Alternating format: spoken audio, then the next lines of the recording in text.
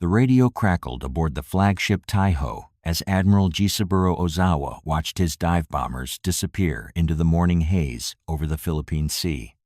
It was June 19, 1944, and the Imperial Japanese Navy was about to learn that mockery has consequences. This single engagement would determine whether Japan could halt American expansion across the Pacific or watch their empire crumble under waves of carrier-launched aircraft that seemed to multiply like locusts. Ozawa commanded 9 carriers and 450 aircraft steaming westward from the Philippines, confident that his pilots would shatter the American invasion fleet threatening Saipan. For months, senior Japanese naval officers had dismissed American carrier tactics as crude and wasteful. Admiral Chuichi Nagumo himself had sneered that American pilots lacked the spiritual discipline for true aerial combat. The Yankees, they believed, relied on numbers rather than skill, machinery rather than bushido. The morning air above the Philippine Sea carried the salt tang of deep ocean, the acrid bite of aviation fuel, and the metallic scent of stressed steel, as 15 American carriers prepared to prove them catastrophically wrong. Commander David McCampbell adjusted his headset aboard the USS Essex, scanning the horizon through his Hellcat's canopy. Below him, the largest carrier task force in naval history stretched across 40 miles of blue water. Task Force 58 commanded 15 flattops, 7 fleet carriers, and 8 light carriers, with 900 aircraft ready to launch. The numbers alone should have given the Japanese pause, but cultural arrogance had blinded them to mathematical reality. The first wave of Japanese aircraft appeared on American radar screens at 6:58 that morning. Still 150 miles out, what happened next would be called the Great Marianas Turkey Shoot by pilots who lived through it. Ozawa's strike package flew in neat formations, exactly as they had been trained. Dive bombers in the center, torpedo planes on the flanks, fighters providing escort. Beautiful to watch. Perfect targets for American fighters guided by radar picket destroyers and vectored by combat information centers that had been perfected through 2 years of Pacific warfare. Lieutenant Alexander Vraciu dove his Hellcat into the lead formation of Japanese Judy dive bombers, his 650 caliber machine guns hammering. The enemy aircraft simply disintegrated, wings folding, cockpits exploding in showers of plexiglass and fabric. In 8 minutes, he shot down 6 Japanese planes. 8 minutes from Vraciu's combat report. They came at us in perfect V formations, just like training flights. No evasive action, no combat spread. It was like shooting clay pigeons. The Japanese had expected to find scattered American carriers defended by a handful of fighters. Instead, they flew into a buzzsaw of coordinated air defense that had been 2 years in the making. American pilots with hundreds of hours of combat experience met Japanese replacement crews with barely enough flight time to find their own carriers. But this was only the first wave. As the morning sun climbed higher, radar screens aboard American task force flagships lit up with new contacts. More Japanese formations approaching from the west. Larger formations. Ozawa was doubling down on disaster, sending his remaining aircraft into the same killing field that had just claimed his first strike. What the Japanese admirals couldn't see from their bridge windows was the methodical efficiency of American carrier operations. On the Essex, flight deck crews had already refueled and rearmed McCampbell's Hellcat. On the Lexington, fresh pilots were manning fighters that had been warmed and spotted for immediate launch. Across the task force, 15 carrier air groups were cycling through launch, recovery, rearm, relaunch sequences that Japanese logistics couldn't match. The Americans weren't just winning individual dogfights. They were outproducing the enemy in real time, generating sorties faster than Japan could replace lost aircraft. By noon, the Philippine Sea was littered with burning wreckage and oil slicks, marking where Japanese planes had met American firepower. But Ozawa still commanded 6 operational carriers and hundreds of remaining aircraft. Surely the Americans would exhaust themselves run low on fuel and ammunition, make the tactical mistakes that spirited Japanese pilots could exploit. How could he know that American industrial might had built carriers so large they could sustain combat operations for days without resupply? How could he anticipate that American pilots carried enough confidence to press attacks until every enemy aircraft was either shot down or limping home on fumes? The second wave was about to launch from Japanese flight decks. More planes, more pilots, more opportunities for heroic sacrifice in service of the Emperor. They had no idea they were feeding their aircrew into a machine designed to consume everything they could throw at it.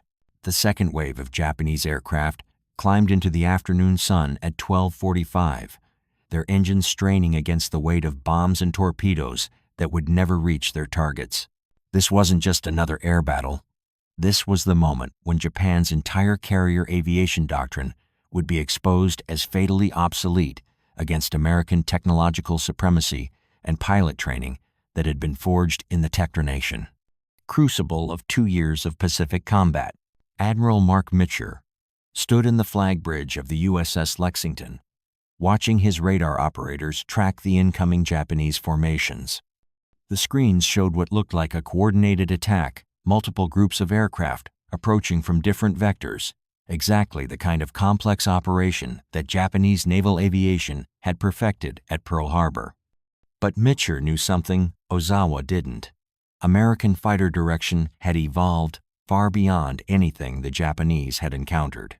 The flight decks below thundered with the mechanical symphony of war, catapult pistons slamming, arresting cables, snapping taut, and the bone-deep vibration of radial engines spinning up to full power. The acrid smell of high-octane aviation fuel, mixed with cordite and salt spray, created an atmosphere that clung to clothing and skin, marking every man aboard as part of this floating arsenal. Combat air patrol fighters were already airborne, stacked at different altitudes, like a three-dimensional net waiting to close around the approaching enemy. The F-6F Hellcats carried self-sealing fuel tanks, armor plating around the cockpit, and 650 caliber machine guns that could tear apart the lighter Japanese aircraft. More importantly, they were flown by pilots who had survived the meat grinder of Guadalcanal, the Marshall Islands, and countless training exercises that had taught them to fight as coordinated teams rather than individual warriors. Lieutenant Commander Alexander Vraciu adjusted his oxygen mask as his division climbed to intercept altitude. Through his canopy, he could see the enemy formation approaching 30 Japanese dive bombers, escorted by fighters, flying in textbook formation. Beautiful, disciplined, doomed. From Vraciu's post-mission debriefing, they maintained formation even as we dove on them. No defensive weaving, no attempt to use cloud cover. It was like they were flying a practice mission. The Japanese pilots weren't cowards. They were simply undertrained replacements trying to execute tactics designed for experienced aircrews they no longer possessed. Japan's veteran pilots lay dead on Pacific atolls or at the bottom of the Coral Sea. These replacement crews had logged perhaps 60 hours in high-performance aircraft before being thrown into combat against American pilots with 10 times that experience. Vraciu rolled his Hellcat into a diving attack, his gun sight settling on the lead Japanese bomber. 6 machine guns converged their fire into a stream of destruction that could saw through aircraft like a chainsaw through balsa wood. The enemy plane simply came apart, wings folding backward, cockpit disintegrating, the pilot's body tumbling through empty air as his aircraft became a falling cloud of debris. 5 more Japanese bombers died in the next 7 minutes as American fighters carved through their formation like sharks through a school of fish. But the slaughter was just beginning. Across the task force, similar scenes played out as American pilots discovered that their enemies flew with the predictability of training flights rather than the desperate innovation of combat veterans. Radio chatter, filled with reports that sounded almost apologetic in their efficiency. Splash 4 bandits, no damage to friendlies. Tally ho 6 Judies, engaging. scratch another 5, returning to base for fuel. The mathematics were staggering. In a single afternoon, American fighters claimed over 400 Japanese aircraft destroyed, not damaged, destroyed. Shot down into the Pacific, where their pilots joined the thousands of other aircrew who had underestimated American industrial capacity. On the Japanese carriers, Admiral Ozawa watched his strike groups disappear from radar screens without reaching their targets. No radio calls reporting successful attacks. No pilots returning with combat damage and stories of American losses. Just silence where his aircraft had been, and empty flight decks that would never see those crews again.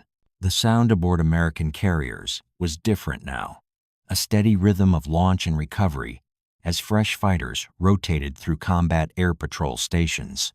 Flight deck crews moved with practiced efficiency, refueling and rearming aircraft in cycles that kept maximum firepower aloft at all times. The industrial machine was functioning exactly as designed, producing air superiority through relentless mechanical precision. Below decks, sailors prepared the next wave of aircraft, while cooks served hot meals to pilots between missions. The contrast with Japanese operations was stark. American carriers carried enough supplies to sustain high-tempo operations for weeks, while Japanese logistics struggled to maintain a single day of intensive combat. From a task force signal intercepted by Japanese communications, "Damn well done," upwards of 30 enemy aircraft destroyed against one of ours, shot down. That single intercepted message told the story more clearly than any strategic analysis. The Americans weren't just winning. They were winning so decisively that their commanders could afford casual congratulations rather than desperate encouragement. By late afternoon, the Philippine Sea was littered with oil slicks and floating debris, marking where Japanese aircraft had met American firepower. Rescue destroyers picked up a handful of enemy survivors, men who had witnessed the destruction of their air groups, from life rafts and wreckage. Their accounts would later describe something that Japanese military doctrine had declared impossible: an enemy so technologically superior that spiritual determination became irrelevant.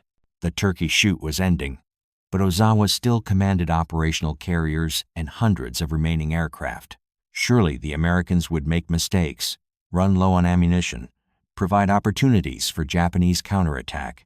What he couldn't know was that American carriers carried enough ordnance to fight for days without resupply, and that American pilots were just getting started. The sun was setting over the Philippine Sea, but the battle was far from over.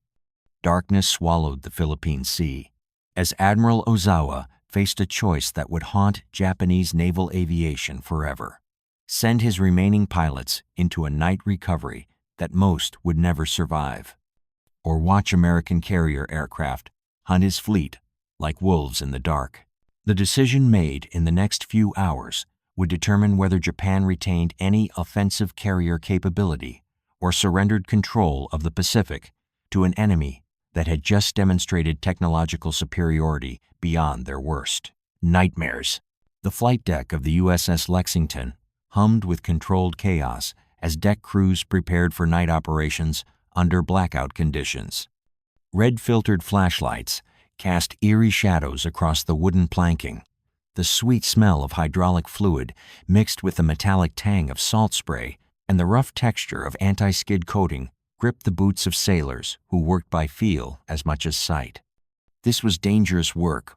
One missed signal, one poorly chalked aircraft, and men would die in ways that had nothing to do with enemy action. But Admiral Mitcher had made his decision.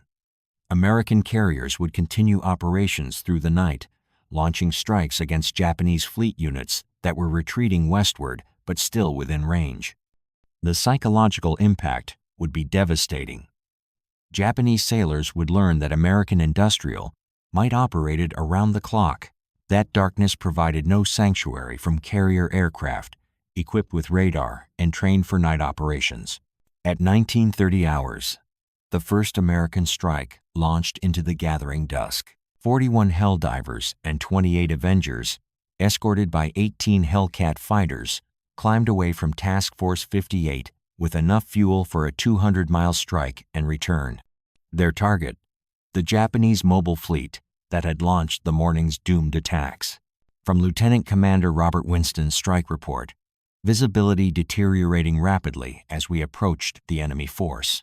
Setup attack runs by radar contact and whatever visual references we could acquire in the failing light. The Americans found their targets at twilight Japanese carriers, silhouetted against the darkening western sky, their flight decks empty of aircraft that would never return from the morning's slaughter. The light carrier Hio took multiple torpedo hits and began listing immediately. The fleet carrier Zuikaku, veteran of Pearl Harbor and the Coral Sea, maneuvered desperately to avoid the diving American bombers that came out of the darkness like mechanical birds of prey. But the most devastating blow fell on the newest Japanese carrier, the Taiho. A single torpedo from Lieutenant Junior Grade Robert Nelson's Avenger struck the massive ship forward of her island superstructure.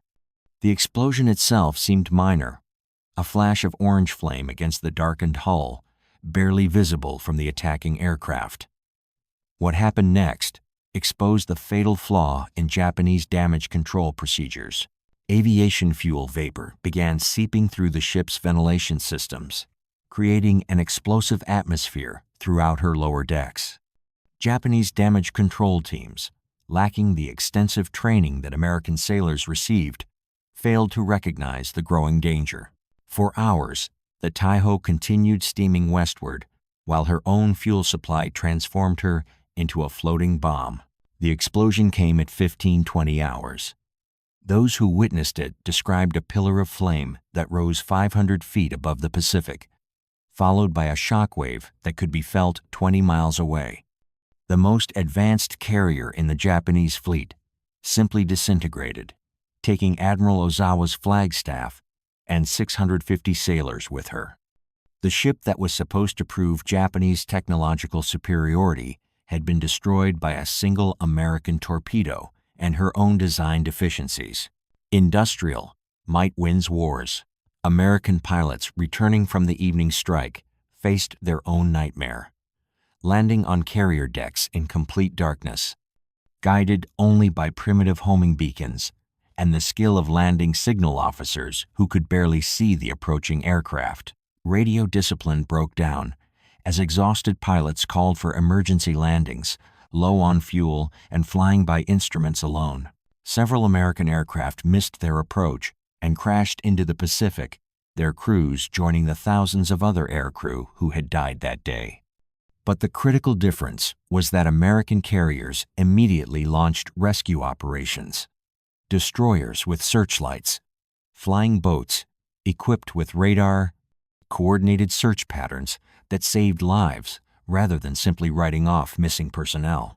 What would you do if you were a Japanese pilot watching your own fleet abandon aircraft that had run out of fuel rather than risk exposing ships to submarine attack during rescue operations? How long would your loyalty survive the realization that your commanders valued steel over the lives of trained aircrew? The psychological demolition was complete when Japanese radio intercepts captured American communications from the night recovery operations. Even while losing aircraft to operational accidents, American task force commanders maintained the casual confidence of men who knew they could replace losses faster than the enemy could inflict them. As dawn broke on June 20th, the surviving Japanese carriers steamed westward with empty flight decks and skeleton aircrew. In 48 hours, the Imperial Japanese Navy had lost over 600 aircraft and 3 carriers. More importantly, they had lost the trained pilots who represented years of investment in naval aviation losses that Japanese training systems could never replace. The mathematics of defeat were inescapable. American carriers had launched over 400 sorties, while losing fewer than 150 aircraft total. The industrial machine that Japanese admirals had dismissed as crude and inefficient had outproduced, outfought, and outsustained everything Japan could deploy against it. But the true measure of victory wasn't in aircraft destroyed or ships sunk. It was in the complete collapse of Japanese confidence in their ability to contest American expansion across the Pacific. Admiral Ozawa's surviving staff officers would return to Tokyo with reports that contradicted everything Japanese naval doctrine claimed about carrier warfare. How could they explain to Emperor Hirohito that American industrial capacity rendered Japanese tactical brilliance irrelevant? How could they describe watching enemy carriers sustain operations that exceeded Japanese peacetime capabilities, while treating their own maximum effort as routine maintenance of air superiority? The Great Marianas Turkey Shoot was ending, but its consequences would echo across the Pacific as American forces prepared to carry the war to Japan itself. Admiral Ozawa's surviving carriers limped back toward Japanese home waters on June 21st, their empty flight decks serving as tombstones for an empire that had just witnessed the death of its naval aviation. This wasn't simply another tactical defeat. This was the moment when Japan's Pacific Empire began its irreversible collapse, triggered by an industrial avalanche that no amount of samurai spirit could stop. The numbers told a story that Japanese war planners would spend months trying to rationalize. In 48 hours, the Imperial Japanese Navy had lost 645 aircraft and 3 carriers, while inflicting losses of 123 American planes and 109 dead. The exchange rate was catastrophic. For every American aircraft destroyed, Japan had lost more than 5. For every American sailor killed, Japan had sacrificed 15 trained aircrew who could never be replaced. But the true devastation lay deeper than statistics could measure. The morning sun on June 22nd revealed empty hangars aboard Japanese carriers that had launched from home ports with full air groups just days earlier. Chief Petty Officer Minoru Ota, maintenance chief aboard the surviving carrier Shokaku, walked through spaces that should have echoed with the sounds of engine maintenance and pre-flight preparations. Instead, he found only silence and the lingering smell of aviation fuel that would never again power aircraft flown by the men who had died over the Philippine Sea. From Ota's diary, discovered in 1978, the young pilots who joked with us 3 days ago are gone. Their empty bunks remain exactly as they left them. No one has the heart to reassign the spaces. The psychological impact extended far beyond individual grief. Japanese naval doctrine had been built on the assumption that superior training and spiritual discipline could overcome material disadvantages. The Battle of the Philippine Sea shattered that assumption so completely that surviving officers would spend the rest of the war searching for explanations that didn't exist. How could Japan's most experienced carrier admiral lose 90% of his aircraft while barely damaging the enemy?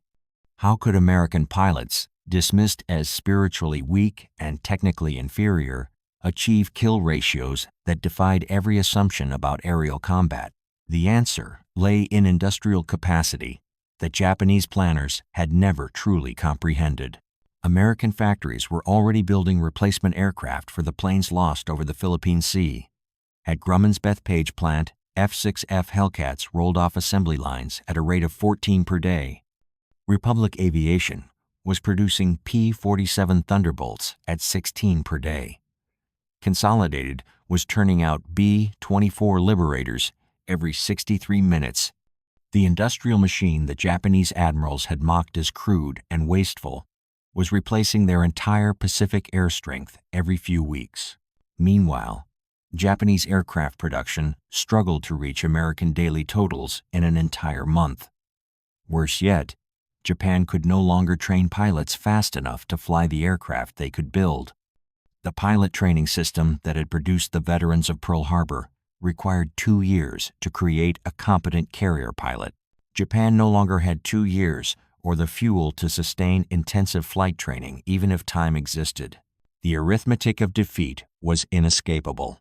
American forces wasted no time exploiting their victory. By July 4th, U.S. Marines had secured Saipan's airfields. By August 1st, B-29 superfortresses were flying from Marianas bases to bomb Japanese cities. The capture of Tinian provided the airfield from which Enola Gay would launch. 11 months later, carrying the atomic bomb that would end the war, Japan could no longer fight. The strategic consequences cascaded across the Pacific like a falling row of dominoes. With Japanese carrier aviation eliminated as an offensive force, American amphibious operations proceeded with impunity. Guam fell in August, the Philippines in October, Iwo Jima in March 1945. Each victory brought American bombers closer to Japan itself, while Japanese defenders could only watch the approaching storm. In Tokyo, Emperor Hirohito received reports that contradicted everything his military advisors had promised about American industrial weakness.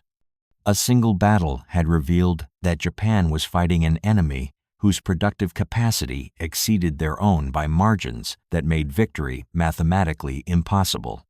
The Americans weren't just outfighting Japanese forces, they were outproducing them at ratios that rendered continued resistance futile. But perhaps the most devastating revelation was cultural rather than material. Japanese prisoners captured after the battle described American pilots who fought with systematic efficiency rather than desperate heroism. These weren't warriors driven by spiritual fervor. They were technicians, applying industrial methods to aerial combat, treating dogfights like manufacturing problems to be solved through superior equipment and training. The contrast exposed the fundamental flaw in Japanese strategic thinking. While Japan had spent decades preparing for a war of spiritual determination, America had built a war machine designed to win through overwhelming material superiority. The Battle of the Philippine Sea proved that factories could triumph over fighter spirit, that industrial capacity could defeat military tradition, that democratic societies could produce warriors more effective than any dictatorship. Admiral Ozawa would later write that he knew the war was lost when he watched American carriers continue operations after absorbing everything Japan could throw at them. The realization that his enemy possessed such abundant resources that they could treat maximum Japanese effort as routine operational tempo shattered his confidence in ultimate victory. What if Japanese leaders had understood American industrial capacity before attacking Pearl Harbor? What if they had grasped that challenging the United States meant fighting a nation that could build carriers faster than Japan could sink them, train pilots faster than Japan could shoot them down, and sustain operations longer than Japan could resist them? The questions became academic as 1944 progressed toward 1945. Japan's Pacific Empire crumbled beneath the weight of American forces that had learned the lesson of the Philippine Sea. Overwhelming firepower, sustained through industrial supremacy, could achieve victory faster and more completely than any previous form of warfare. The Great Marianas Turkey Shoot had demonstrated something that would reshape global conflict for generations to come. Wars were no longer won by the bravest soldiers or the most brilliant generals, but by the societies that could mobilize industrial resources most effectively. The nation that could build the most aircraft, train the most pilots, and sustain the longest operations would determine the outcome of any conflict. In 48 hours over the Philippine Sea, American industrial might had not just defeated Japanese naval aviation, it had proven that democratic societies could wage war more effectively than totalitarian empires. The lesson would echo through the remainder of World War II and beyond, establishing the template for American military dominance that continues to this day. The empire that had mocked American carriers was now learning what those carriers could accomplish when guided by superior technology, unlimited resources, and the systematic efficiency of a free society at war.